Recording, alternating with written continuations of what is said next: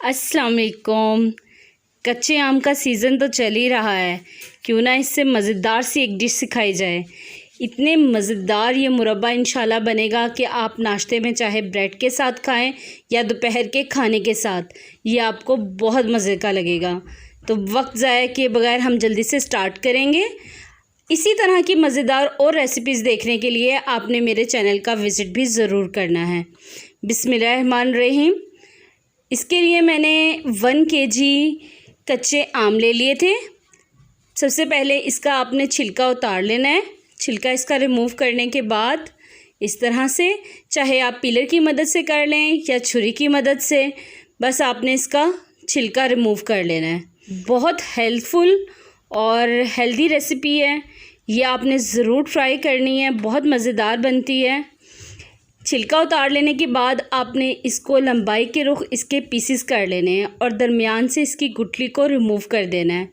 इस तरह से आपने इसको तमाम जो आम हमने छीले थे कच्चे आम, उनके इस तरह से आपने पीसेस बना लेने हैं। उसके बाद 3 कप पानी एक पैन में ले लें। उस पानी में आपने ये कच्चे आम शामिल करने हैं और इनको बॉयल होने देना है तकरीबन 10 से 15 मिनट।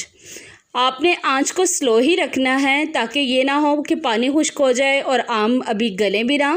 तो इनको हमने अच्छे से गला लेना है। जब आपको लगे कि बिल्कुल गल चुके हैं, फिर आप एक स्ट्रेनर की मदद से इसको छान लें। छानने के बाद आपने इसी पैन में दोबारा इन कच्चे आमों को डालना है और इसमें अब हम शामिल करेंगे 3 कप चीनी। चीनी इसकी खटास को बिल्कुल ख़त्म कर देगी और एक बहुत अच्छा सा फ्लेवर भी देगी। आप इसकी बजाय चाहे तो गुड़ भी इस्तेमाल कर सकते हैं। चीनी को आधा कप पानी के साथ आपने इसमें अच्छे से मिक्स कर लेना है। मिक्स करने के बाद अब हम इसमें कुछ स्पाइसेस ऐड करेंगे। स्पाइसेस में सबसे पहले 4 से 5 अदद आपने बड़ी साबुत लाल मिर्च, आधा चम्मच नमक। ये नमक और साबुत लाल मिर्च का एक फ्लेवर बहुत अच्छा सा बन जाएगा। 2 दालचीनी की आपने स्टिक लेनी है। इन तमाम चीज़ों को मिक्स कर लेना है। मिक्स करने के बाद आधा चम्मच आपने इसमें कलौंजी शामिल करनी है। और कलौंजी के बेनिफिट्स तो आपको पहले से ही मालूम है कि कितनी हेल्थ के लिए हमारी अच्छी है। 4 अदद आपने हरी इलायची लेनी है। इन सब चीज़ों के साथ इस कच्चे आम को हमने बहुत अच्छे से पका लेना है और जब तक आपने इसको पकाना है तकरीबन 10 से 15 मिनट कि चीनी भी मुकम्मल तौर पर हल हो जाए और पानी भी खुश्क हो जाए।